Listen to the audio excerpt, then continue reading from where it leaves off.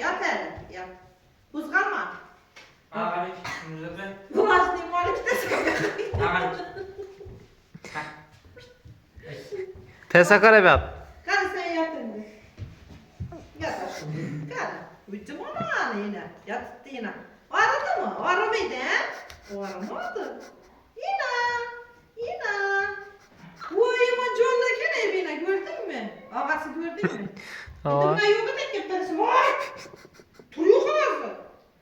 Yoga tek yaparız sen bunu. Yine bunu gör yine sap yemini görerdik bunu görerdik. Yine. Ana budu. Ana budu. Yine aramadı.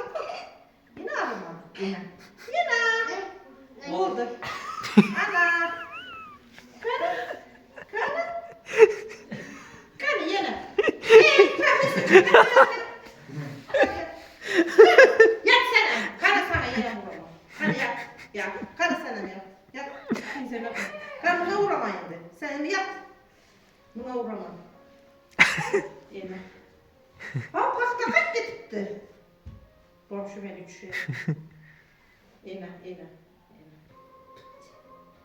Buldu mu? Buldu he. Kanı sana yat. Yat. Bu ne? Hani ya bu kadar bu gören kanı? Vurun bana indi. Ya yedi görecek beni. Gel görü karım aşağıda. Gel kanı. Kanı aramadı mı? Aramaydı mı? Kanı ben göreyim. Bak. Ya işte Ha? Yine bak gitti. Bre mi aramaydı he? Bre mi aramaydı? O aramaydı bu. Yine. Kanı. Yine. Ana aramadı. Ana buldu. Ana buldu.